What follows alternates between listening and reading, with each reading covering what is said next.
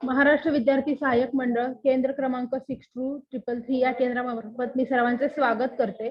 यामध्ये SOC 291 पर्यावरण व समाज या पुस्तकाचा आपण इथे अभ्यास करत आहोत। त्याच्यामधला घटक तिसरा संरक्षण, संवर्धन, निसर्ग व पर्यावरण ह्याचा आपण पहिल्यांदा अभ्यास करूया। तर त्याच्यामध्ये आपण पहिली त्याची संकल्पना काय आहे किंवा ते म्हणजे काय तर ते पाहूया। तर पर्यावरण विषयक विविध संकल्पना अभ्यासन करताना प्रोटेक्शन व कन्व्हर्सेशन या संकल्पना मोलाच्या आहेत। म्हणजे याच्यामध्ये निसर्गातील भूजल, वायू, वने, प्राणी, खनिजे या मूलभूत संपादनांवर मानवारहित सर्व सजीवांचे अस्तित्व अवलंबून असल्याचे दिसून येते। त्याची संकल्पना काय आहे तर निसर्गातील संपदा व मानवासहित सर्व सजीवांचे अस्तित्व यांचे अतूट नाते असल्याचे दिसून येते। म्हणजे वराह पुराणात देखील जोपर्यंत या भूतलावर पर्वत, वने, सरोवरे, नद्या आहेत तोपर्यंत मानवी समाज जीवनातील असे स्पष्ट म्हणता येऊ शकते।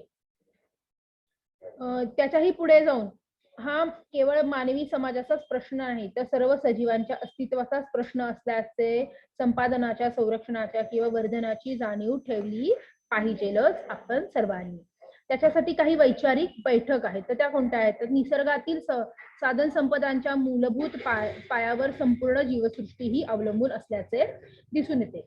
त्याचप्रमाणे भू, जल, हवा, मृदा, खनिजे, ऊर्जा साधने, वनस्पती, प्राणी व स्वतः मानव हे सर्व पर्यावरणीय घटक ज्या नैसर्गिक प्रमाणात असतात त्यास पर्यावरणीय घटकांचे संतुलन असे म्हणतो। म्हणजे मानवी जीवनास यातील जे घटक उपयुक्त असतात त्यांना आपण संपदा असे म्हणत असतो।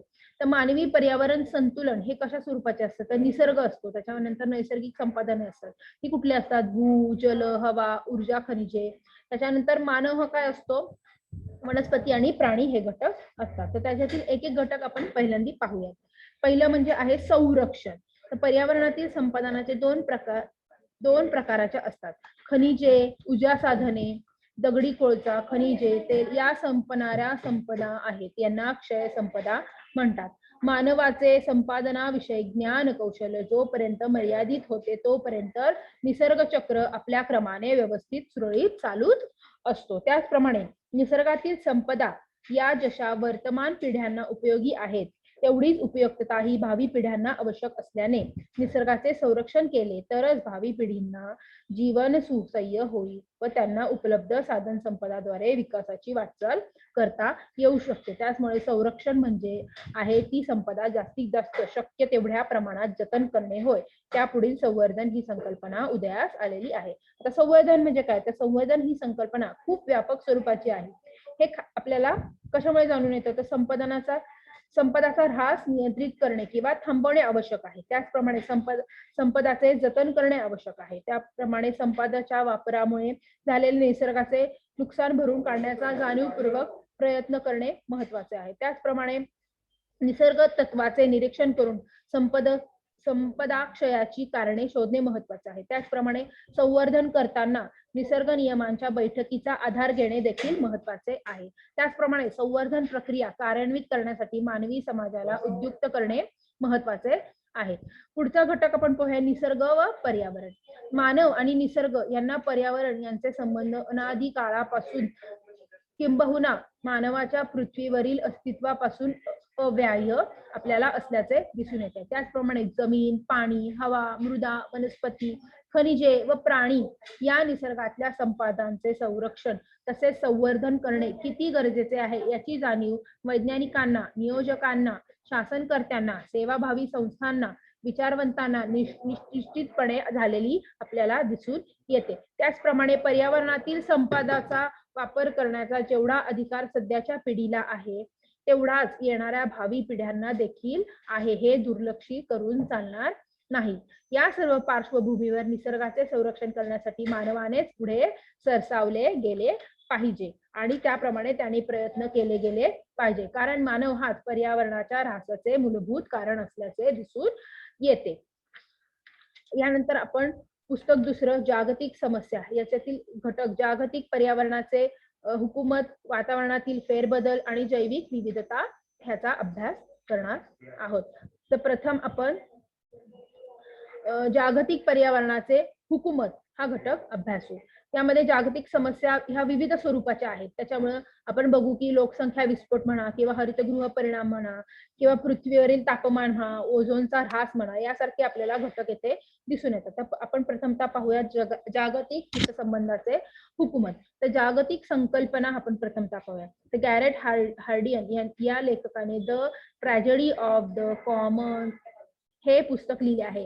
सर्वसामान्यांसाठी असलेल्या पर्यावरणातील वस्तूतून दुःख कसे निर्माण होते याविषयी तो सांगतो. तर ही एक हिरवगार गवत होतं, त्या गवतात कुरणे होती, त्याच्यावरती अनेक मेंढ्या होत्या, परंतु ते कुरण जसं म्हणजे त्या मेंढ्या जसे जास्त प्रकारे तिथे चरायला लागल्या त्याच्यामुळे काय होत गेलं, हळूहळू ते कुरण कमी होत गेलं आहे. अशा अनेक घटना आपण इथे सांगू शकत असतो. पुढचं याविषयी ब्रुटलंड कमिशनने उपजीविका विकास संदर्भातले स्पष्टीकरण देताना काही गोष्टी या हुकुमती विषयक सांगितलेल्या आहेत. तर हुकुमत ही एक काय आहे, राजकीय प्रणाली आहे ज्यातून नागरिकांचा परिणामकारक सहभाग अपेक्षित असतो. हुकुमत ही एक आर्थिक प्रणाली आहे ज्यातून आत्मविश्वास, टिकाऊ पायावरील तांत्रिक ज्ञान आणि जास्तीचे उत्पादन निर्माण केले जाऊ शकते. हुकुमत ही एक सामाजिक प्रणाली आहे ज्यातून असमतोल विकासातून निर्माण होणाऱ्या ताण तणावास दूर करण्याचे मार्ग शोधता येतात. हुकुमत ही एक उद्दीपकता प्रणाली आहे ज्यातून परिस्थितीचा पाया हा विकासाकरिता जपला जातो. हुकुमत ही एक आंतरिक प्रणाली आहे ज्यातून वित्त व व्यापारांची टिकाऊ पद्धतीस पोचली जाते. हुकुमत ही एक लवचिक प्रशासकीय प्रणाली आहे ज्यात स्वयंदुरुस्ती करण्याचे बल असते. पुढचं आहे जागतिक पर्यावरणाची पथ्ये निर्माण होण्याची कारणे ही कोणत्या स्वरूपाची आहेत. तर प्रत्येकास कोणताही अडथळा अथवा विघ्न न येता सार्वजनिक साधने वापरण्यास मुभा असणे, सार्वजनिक साधनांना स्रोत हा मर्यादित असणे, तो वाढविता येत नाही किंवा काढून टाकता येत नाही. सार्वजनिक स्रोतांचा वापर करताना प्रत्येक व्यक्ती शेजारच्या व्यतिरिक्त म्हणजे एकट्याने त्याचा वापर करते. सार्वजनिक स्रोताचा वापर करताना त्यातून निर्माण होणारे वाईट परिणाम त्यांना माहीत नसतात किंवा ते तसे जाणून घेण्याचा प्रयत्नही करीत नाहीत, कारण ते फक्त स्वतःचा फायदा बघत असतात. एखाद्या सार्वजनिक स्रोताचा वापर प्रत्येकाने एकांच्या सहकार्याने करायचा ठरविला तरी या सहकार्याचे व्यवस्थापन करण्यास बऱ्याचदा पोलिसांची मदत घ्यावी लागते. त्याचप्रमाणे व्यक्तिगत पातळीवर स्वतःहून यात बदल घडत नाहीत, कारण वरवर पाहता हा सार्वजनिक स्रोत असतो, त्याचे कमी जास्त होणे यात सामाजिक नुकसान हे प्रत्येक व्यक्तीला समजण्यापलीकडचे असल्याचे दिसून येते. तर जागतिक पथ्यासाठी हुकुमतीचे काही प्रकार आहेत. तर ते हुकुमतीचे प्रकार कोणते आहेत ते पाहूयात. तर पहिला आहे जागतिक सरकार. याचा पुरस्कार झाला आहे तो संयुक्त राष्ट्रांनी स्थापना होऊन केलेला आहे. त्याचप्रमाणे राष्ट्रीय जबाबदारीचा विस्तार, मर्यादित सार्वजनिक मालमत्ता, विभागलेली साधने यासारख्या भौगोलिक क्षेत्रातील भौतिक व जैविक साधने ही आंतरराष्ट्रीय मर्यादेतील विस्तृत अशी आपण असल्याचे दिसून येते. पुढचं आपण पाहूया हुकुमती संदर्भात निर्माण झालेल्या संस्था आणि करार यांची यादी. यासाठी त्यांनी काही महत्वाचे संस्था केलेल्या आहेत. एकूण अशा 28-29 संस्था आहेत. त्याच्यामुळे काय होतं, ते जागतिक पर्यावरणातील स्रोत जपण्यासाठीची पथ्ये पाळावीची आहेत. त्यासाठी विविध राष्ट्रांमध्ये, खंडांमध्ये आणि जागतिक स्तरावर विविध संस्था व विविध करार झाले आहेत. त्यांची यादी बरीच मोठी आहे, परंतु त्यातील काही महत्वाचे आपण इथे बघितलेले आहे की ASEA म्हणजे काय, association of south east Asian nations म्हणजे दक्षिण पूर्व आशिया. तसंच EA म्हणजे काय, तर एन्व्हायरमेंट असेसमेंट म्हणजे पर्यावरणीय मूल्यमापन. असे अनेक घटक आपल्याला इथे दिसून येतात. त्याचप्रमाणे जागतिक पर्यावरणाच्या पर्यावरणीय समस्या कोणत्या कोणत्या आहेत, तर त्याच्यामध्ये दिसून येतं लोकसंख्या वाढ मंद करणे, गरीब व असमानता कमी करणे, कृषी शेतीस टिकाऊ स्वरूप देणे, वने आणि इतर वसाहतींची ठिकाणे संरक्षित करणे, ऊर्जा वापर अखंडित करणे, पाणी वापर अखंडित करणे, टाकाऊ उत्पादन कमी करणे. हे 7 मुद्दे कोर्सन यांनी त्यांच्या ग्लोबल हँडबुक मधून देखील दिलेले आपल्याला दिसून येतात. पुढचा घटक आपण अभ्यासूया, समुद्र. आता आपण कुठला घटक पाहिला, जागतिक हितसंबंधातील हुकुमत कोणते आहेत ते पाहिला. तर पुढचा घटक आहे समुद्र. तर पृथ्वीचा 71% पृष्ठभाग हा समुद्राने व्यापलेला आहे. तसेच समुद्राने पाणी, वनस्पती यांना वसाहतीसाठी चांगली जागा उपलब्ध करून दिली आहे. तसेच लोकांसाठी समुद्राने अन्न, इंधन आणि खनिजेही पुरवलेली आहे. या सागरी संपत्तीतून 30% प्रथिने ही विकसित देशातील 50% जास्त लोकांना सागरी माशांमधून मिळालेले दिसून येतात. तसेच समुद्रातील प्रदूषणामुळे आपण जे मासे खातो ते कधी कधी खाण्यास अयोग्य ठरतात. मानवी टाकाऊ द्रव्य किंवा पदार्थ हे समुद्रातून पाण्यातून जाऊन मिळतात आणि त्यामुळे समुद्रातील नायट्रोजनचे प्रमाण तसेच शेवाळ वाढल्याचे दिसून येते. त्याचप्रमाणे समुद्र मृतप्राय होण्याचे विविध परिणाम आहेत. त्यातून त्वरित होणारे आर्थिक तोटा तसेच पर्यटनापासून मिळणारा महसूल कमी होत असतो. त्याचप्रमाणे समुद्रातील गवत, प्रवाळयुक्त खडक आणि मॅंग्रोव्हची झाडी यांचे मिळून समुद्रातील जंगल उष्ण कटिबंधातील जंगलाप्रमाणे समुद्र तळाशी वाढते. त्याचप्रमाणे ओझोनच्या ऱ्हासाचा आणखी एक परिणाम म्हणजे समुद्रातील सूक्ष्म वनस्पतींचा नाश होय. अशा रीतीने मृतप्राय होणारे समुद्र वाचवण्यासाठी विविध राष्ट्रांनी एकत्र येऊन सन 1970 मध्ये एक्सक्लुझिव्ह इकॉनॉमिक झोन स्थापना केली. त्यास आपण केवळ आर्थिक क्षेत्र म्हणूया. यासाठी प्रत्येक राष्ट्राच्या किनारपट्टीपासून 200 मैल पर्यंत समुद्र मासे पकडीसाठी नियंत्रण ठेवण्यात आलेला दिसून येतो. पुढचा घटक आपण पाहूया जमीन. तर पृथ्वीवर असलेल्या जमिनीचा उपयोग मानवास प्रामुख्याने शेतीसाठी होत असतो. ही जमीन मानवास उपलब्ध आहे त्याबाबत FSO या संयुक्त राष्ट्राच्या अन्न आणि शेती संघटनेने 1990 साली पुढील माहिती दिलेली आपल्याला दिसून येते. एकूण जमिनीचे जागतिक क्षेत्र अंदाजे 13,382 दशलक्ष हेक्टर आहे. त्यातील 13,079 हेक्टर क्षेत्र हे बर्फाच्छादित नाही. यातील 11% क्षेत्र शेतीखाली आहे आणि 24% कायमचे कुरण क्षेत्र आपल्याला असल्याचे दिसून येते. तर ह्याच्यामध्ये एकूण ज्या समस्या आहेत त्याच्यात आपण जंगलतोड व निर्वक्षीकरण, जगाच्या पृष्ठभागापैकी फक्त 2% भाग हा जमीन आहे असे म्हटले जाते. त्यातील 13% समशीतोष्ण आणि 60% अतिउष्ण वने या जमिनीवर उभी आपल्याला दिसून येतात. तर प्रमुख जागतिक समस्या कोणत्या आहेत ते पाहूया. तर पृथ्वीच्या पृष्ठभागावरील जमिनीच्या फक्त 7% भाग पावसाळी वने आहेत. तरीही त्यात जगातील विविध प्रकारचे 2/3 प्राणी व वनस्पती आपल्याला दिसून येतात. जगातील उष्ण कटिबंधातील 5% वनांसाठी ही जमीन ही इतर कामासाठी वापरली जाऊन दरवर्षी 11% दशलक्ष हेक्टर वने ही नष्ट केली जात आहेत. त्याचप्रमाणे जंगलतोड निर्वक्षणीकरणामुळे मानवी विकासासाठी उपयुक्त असणारे महत्वाचे वन उत्पादन नाहीसे होत असल्याचे दिसून येत आहे. त्याचप्रमाणे जंगलतोडीमुळे करोडो लोकांचे जीवन धोक्यात येत आहे. जंगलतोडीमुळे स्थानिक तसेच जागतिक वातावरणात फेरबदल घडू शकतात. जंगलतोड निर्वक्षीकरणामुळे थांबवण्यासाठी किंवा कमी करण्यासाठी प्रयत्न केले गेले पाहिजेत. या जागतिक समस्येवर मात करण्यासाठी आंतरराष्ट्रीय हुकुमतीसाठी काही प्रयत्न झालेले आहेत. हे आंतरराष्ट्रीय पातळीवरती प्रयत्न फार मर्यादित आहे. सन 1985 मध्ये अन्न आणि शेती संघटन ट्रॉपिकल फॉरेस्ट ऍक्शन प्लॅन तयार करून नवे संरक्षित करण्यासाठी मदत देण्याचे नियोजन केले होते. त्यामध्ये आपण पुढचा पाहूया वाळवंटीकरण. पृथ्वीचा 20% भाग हा जमिनीचा आहे. या पृष्ठभागातील 2/3 भाग हा वाळवंट किंवा पर्वतांनी आच्छादलेला आपल्याला दिसून येतो. याबाबत देखील काही प्रमुख समस्या आहेत. त्या कोणत्या? तर जमिनीचे अधपतन विविधतेने होत असते. वाळवंटीकरण ही प्रामुख्याने जमिनीच्या अधपतनाची प्रक्रिया आहे. अधपतन झालेल्या कुरणाच्या जमिनी आणि कमी झालेले धान्य उत्पादन हे प्रमुख परिणाम वाळवंटीकरण व अवर्षणातून उद्भवतात. जगातील 70% कोरडवाहू जमीन म्हणजे 3.6 अब्ज हेक्टर जमीन ही अधपतनाने ग्रासलेली दिसून येते. जेव्हा पाऊस वर्षानुवर्ष पडत नाही तेव्हा फार भयंकर परिस्थिती निर्माण होऊन विविध समस्या उद्भवतात. मोठ्या प्रमाणावरील जमिनी वाळवंटीकरणाच्या धोक्यात आढळतात. त्या आफ्रिका आणि आशियात आहेत. वाळवंटीकरण हे बहुतांश मानवाने जमिनीच्या केलेल्या वापरावरही अवलंबून असते. तर एजेंडा 21 चा वाळवंटीकरणावरील शेरा आपण पाहूयात.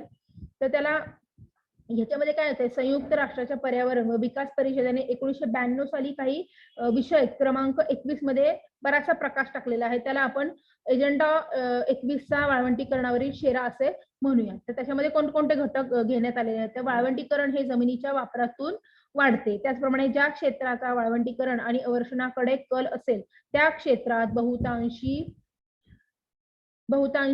वाढती लोकसंख्या असते आणि तेथे पारंपरिक शेती व कुरणे ही अयोग्य आणि अटिकाऊ पद्धतीने करतात. त्याचप्रमाणे गरिबी, दारिद्र्य हे प्रमुख घटक जमिनीचे अधपतन आणि वाळवंटीकरण वाढवतात.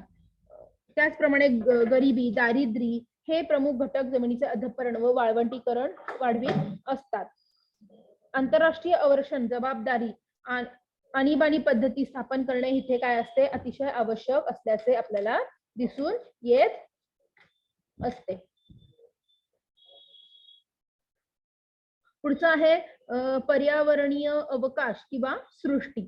या सृष्टीत उपलब्ध असलेल्या गोष्टींचा यथायोग्य वापर होण्यासाठी प्रत्येक राष्ट्रास तसेच मानवास काही मर्यादा पाळणे आवश्यक असते. तर त्या कोणत्या कोणत्या आहेत, तर पृथ्वी जैविक भौतिक मर्यादित राहण्यासाठी 21व्या शतकाच्या मध्यापर्यंत वचनबद्ध असणे आवश्यक आहे. त्याचप्रमाणे पृथ्वीवरील सृष्टीचे स्रोत वापरण्यासाठी सर्व लोकांनी व देशांनी जागतिक समानता पाळणे आवश्यक आहे. त्याचप्रमाणे मानवी जीवनमानाचा दर्जा सुधारण्यासाठी राष्ट्रीय व सांस्कृतिक विविधतेच्या चौकटीत राहून उत्पादन आणि उपयोगिता वाढविणे गरजेचे आहे. म्हणजे थोडक्यात काय, तर पृथ्वी या घरावर राहण्यासाठी काही मर्यादा आहेत, त्या पाळल्या नाही तर पृथ्वी ही नष्ट झाल्याचे आपल्याला दिसून येते. त्याचप्रमाणे पृथ्वीचा ऱ्हास आटोक्यात आणण्यासाठी आपल्याला वरील ह्या सर्व गोष्टी किंवा घटना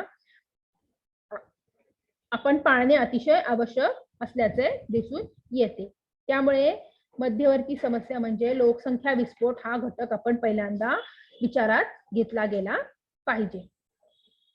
पुढचा घटक आपण पाहूयात, घटक दुसरा, वातावरणातील फेरबदल. तर वातावरणातील फेरबदल ही संकल्पना काय आहे किंवा हे काय आहे नक्की, तर प्रत्येक जो माणूस आहे किंवा भूचर आहे तो काय करतो, प्राण्याचा आणि वनस्पतीचा वातावरणाशी सतत संबंध येत असतो. वातावरणामध्ये जे फक्त पृथ्वीवरच उपलब्ध आहे वा अस्तित्वात आहे ते विविध घटक कोणते आहेत, वायू, धुलीकण व जलबाष्पाने बनलेले आहेत.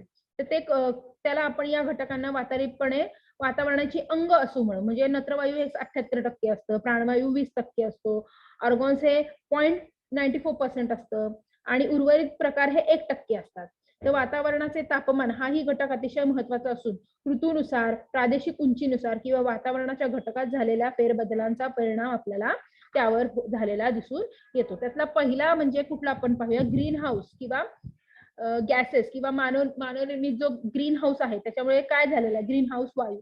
तर ग्रीन हाऊस याचा अर्थ उष्णता धरून ठेवण्याचा गुणधर्म, त्याला हरितगृह असं म्हणतात. हा गुणधर्म जलबाह्य कर्बद्वी प्राणित किंवा carbon dioxide, carbon monoxide, sulphur dioxide, chlorofluorocarbon, nitrogen dioxide इत्यादी वायूमध्ये असतो. वातावरण मुख्यतः पृथ्वीवरून उत्सर्जित होणाऱ्या उष्णतेमुळे तापते. ही उष्णता वर उल्लेखलेले वायू परावर्तित करतात व वातावरणातील उष्णतेत काय होते, वाढ होते. असे वायू माणसाने चालवलेल्या निरनिराळ्या उद्योगधंद्यांमधून निर्माण होऊन वातावरणात त्याचे प्रमाण वाढते किंवा प्रदूषण वाढते. त्याला आपण हरितगृह परिणाम असे म्हणू शकतो.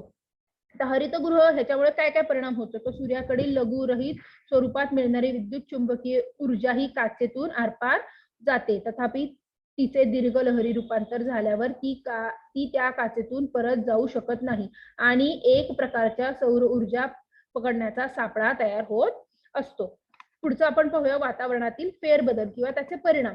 तर पृथ्वीचे जलवायुमान किंवा क्लायमेट हे पृथ्वीच्या इतिहासात कधीच फार काळ स्थिर नव्हते. नानाविध प्रकारच्या घटकांचा या जलवायुमानावर परिणाम होत आलेला आहे. तर त्यामध्ये पृथ्वीचे परिवलन किंवा स्वांग परिभ्रमण किंवा स्वतःभोवती फिरणं व परिभ्रमण म्हणजे सूर्याभोवती फिरणं यातील बदलांमुळे पृथ्वीवर गेल्या 450 कोटी वर्षात पृथ्वीच्या जलवायुमानातील बदलाचे ठोस पुरावे जीवाश्माच्या रूपाने आपल्या हाती आलेले आहेत. त्याचप्रमाणे जागतिक तापमान वाढीस हरितगृह किंवा काचघर परिणाम किंवा कारणीभूत ठरत असते. त्याचप्रमाणे तापमान वृद्धीमुळे सागरी पातळीची तापमान आपल्याला वाढल्याचे दिसून येत आहे. त्याचप्रमाणे मानवी कृत्रिम उपग्रहांनी घेतलेल्या छायाचित्रांमधून दोन्ही ध्रुवांवरील हिमाच्छादित प्रदेश आकसतोय असे आढळून आलेले आहेत. त्याचप्रमाणे अनेक जलवायुमान शास्त्रज्ञांच्या मते वाढलेल्या तापमानामुळे सागरी वादळांची संख्या आणि तीव्रताही खूप वाढलेली आहे. त्याचप्रमाणे पृथ्वीच्या वातावरणातील व वातावरणाच्या निरनिराळ्या थरांच्या तापमानातले बदल नक्की कसे घडून येतात हे अजून नीटसे कोणासही उमगलेले नाहीयेत. मानवी संस्कृतीची वाढ झाली त्या काळात पृथ्वीचे तापमान एका अरुंद पट्ट्यातून गेलेले आहे. यात फार मोठ्या प्रमाणावर आर्थिक परिणाम होणार आहे. जमिनीनुसार पिके बदलतात, नद्यांवर अवलंबून वीज निर्मिती होत असते. या सर्व प्रकारचा रशियास खूप फायदा होईल व रशियास बराच मोठा भूभाग शेतीखाली येईल. रशिया जगामध्ये काय झालेलं आहे, जगास लागलेले सर्व अन्न पुरवू शकेल. अमेरिकेचे वाळवंट होईल. अशा प्रकारच्या विविध घटना आपल्याला येथे दिसून कशामुळे तर वातावरणातील फेरबदलांमुळे घडून आल्याचे दिसून येऊ शकते. त्याच्यामध्ये काही वादविवाद आहेत. तर ते कोणते आहेत, तर हवामानातील फेरबदल या विषयावर बरेच वादविवाद जागतिक पातळीवर निर्माण झाले आहे. त्याची सर्वसाधारण रूपरेषा ही intergovernmental panel of climatical change यांच्या अहवालातून आपल्याला लक्षात येत असे. याचबरोबर 1990च्या दुसऱ्या जागतिक हवामान परिषदेतून बरीचशी माहिती ही मार्गदिशा देणारी असल्याचे आपल्याला दिसून येत आहे. यामुळे इथे आपल्याला असं दिसून येते की वातावरणातील फेरबदल ही संकल्पना आपल्याला इथे समजून येते. त्याचप्रमाणे वातावरणाची विविध अंग कोणती आहेत ते आपण पाहिलेले आहे. त्याचप्रमाणे वातावरणातील फेरबदल झाल्यामुळे कोणते बदल किंवा कोणते परिणाम आपल्याला येऊ शकतात हे आपण अभ्यासलेले आहेत. आता पुढचा घटक म्हणजे जैविक विविधता ही कशा स्वरूपाची असते किंवा जैविक विविधतेची संकल्पना काय आहे, प्रकार काय आहे, त्याचे परिणाम काय हे आहे, त्याच्यातील वादविवाद काय हे पाहू. तर जैविक विविधता संकल्पना, प्रकार व स्वरूप. तर जैविक विविधतेचे प्रकार एकूण 4 ते 5 प्रकार आहेत जे स्पष्टपणे आपल्याला असल्याचे दिसून येतात. त्यातील 4 किंवा 5 प्रकार आहेत की जे आपल्याला स्पष्टपणे दिसून येतात. त्यातलं पहिलं आहे अनुवंशिक किंवा जैविक विविधता. या जैविकतेच्या प्रकारात अनुवंशिक गुणांद्वारे सजीवांची माहिती मिळवण्यास काय होत असते, मदत होत असते. दुसरं म्हणजे वर्ग जातीतील जैविक विविधता. पृथ्वी तलावर हजारो जीव जन्माला येतात, त्याचे वर्गीकरण करून त्याबद्दल माहिती दिली जाते. त्याला आपण वर्ग विविधता किंवा जैविक विविधता असं म्हणू शकतो. पुढचं आहे पर्यावरणीय जैविक विविधता.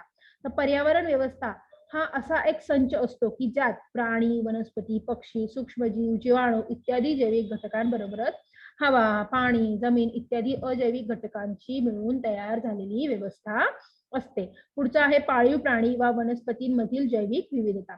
बऱ्याचदा आपण जैविक विविधतेचा विचार करतो तेव्हा जंगल, वनस्पती, प्राणी इत्यादी विचार करतो, परंतु घरात वावरणारे प्राणी, वाढणाऱ्या वनस्पती यांच्यातही विविधता असल्याचे आढळून येत असते.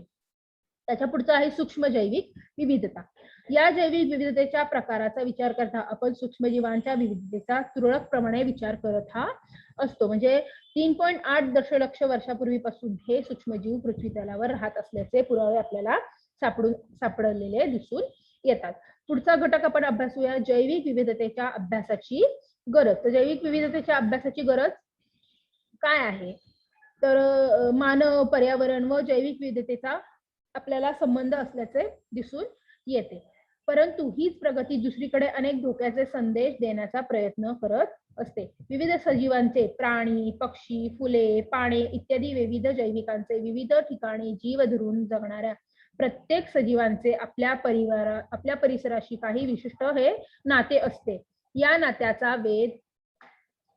नात्याचा वेध घेणारे शास्त्र म्हणजे पर्यावरण विज्ञान होय.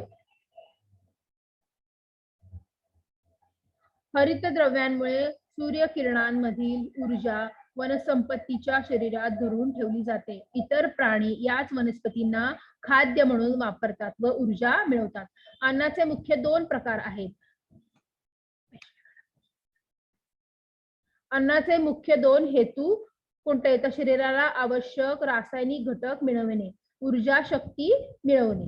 भारतातील जैविक विविधतेचे स्वरूप कुठल्या प्रकारचे आहे ते पाहूया. भारतात मोठ्या प्रमाणावर जैविक विविधता अनुवांशिक विविधता व सजीवांचे विविध प्रकार आढळतात. एकूण पृथ्वी तलावरील 5% जैविक विविधतेमुळे 2% जैविक विविधता एकट्या भारतातच असल्याचे आपल्याला आढळून येते. पुढचा घटक आपण अभ्यासूया. जैविक विविधतेबाबत जागतिक स्तरावरील भूमिका, परिणाम व मूल्य. जैविक विविधतेबाबत विकसित आणि विकसनशील देशांची भूमिका.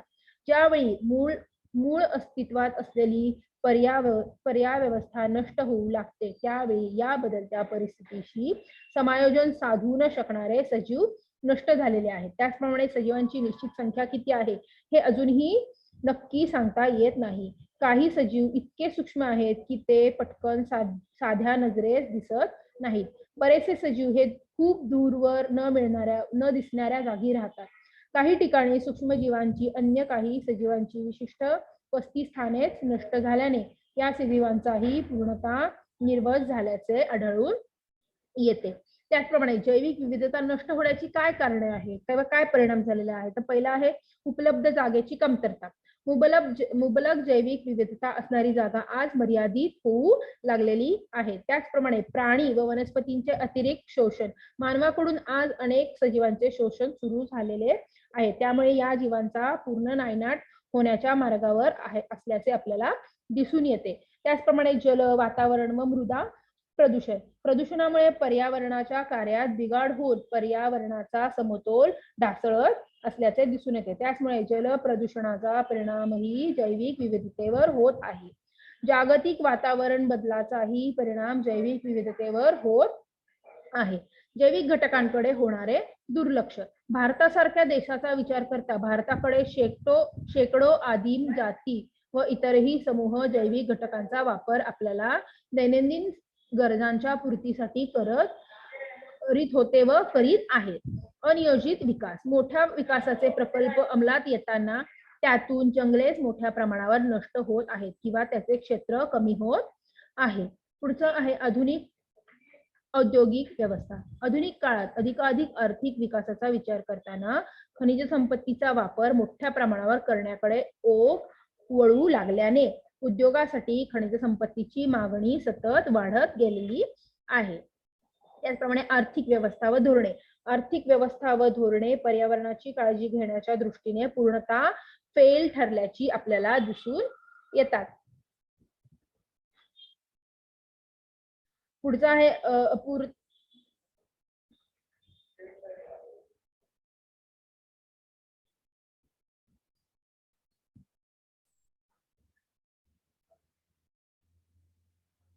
अपुरी व ताठर न्यायव्यवस्था. आज अस्तित्वात असलेले कायदे जैविक विविधतेचे संरक्षण करण्यासाठी पुरेसे नाहीत.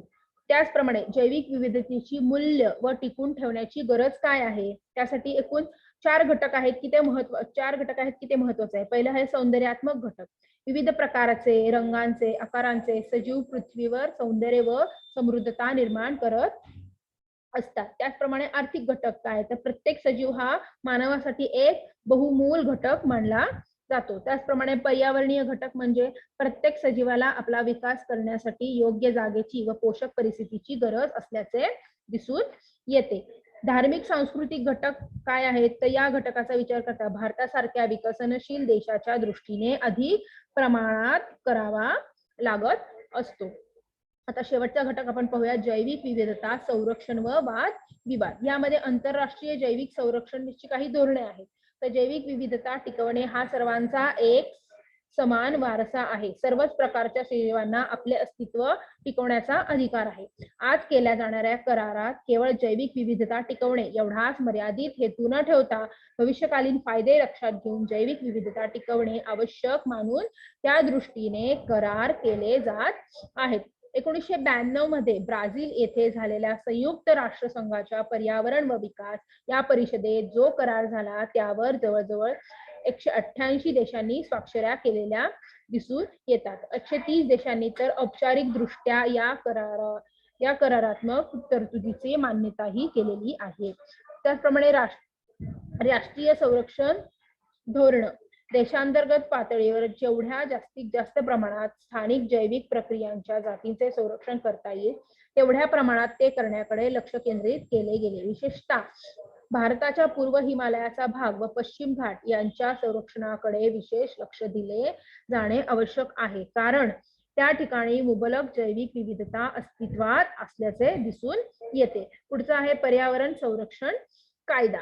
1986 या कायद्याद्वारे पर्यावरणाचे संरक्षण करणे अत्यावश्यक ठरल्याने औद्योगिक मर्यादा नियंत्रित ठेवणे महत्वाचे ठरलेले आहे. त्याचप्रमाणे 1997 चा मत्स्य व्यवसाय कायदा, 1927 चा वनविषयक कायदा, त्याचप्रमाणे राष्ट्रीय जैविक विविधता कृती योजना, ह्याच्यामध्ये भारत सरकारने नुकताच जैविक विविधता संरक्षण कायदा मंजूर केलेला दिसून येत आहे.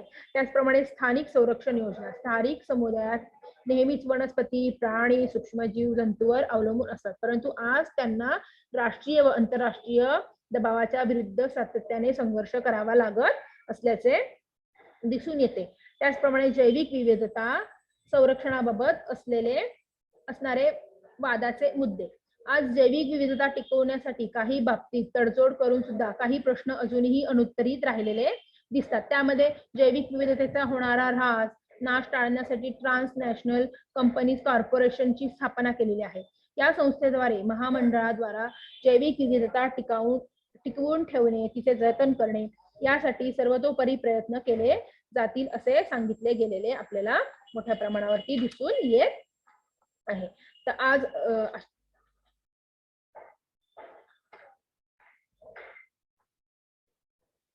आजच्या ह्याच्यामध्ये आपण घटक तिसरा संरक्षण, संवर्धन व निसर्ग पर्यावरण हा घटक अभ्यासलेला आहे. त्याच्याप्रमाणे पुस्तक दुसऱ्यामधलं जागतिक पर्यावरणाची हुकूमत हा घटक पाहिलेला आहे. त्याचप्रमाणे वातावरणातील फेरबदल आणि त्याच्यामुळे होणारे घटक हे पाहिलेले आहेत व जैव विविधता हा देखील आपण घटक अभ्यासलेला आहे. पुढच्या लेक्चरला आपण राहिलेले पाठ अभ्यासूया. थँक्यू.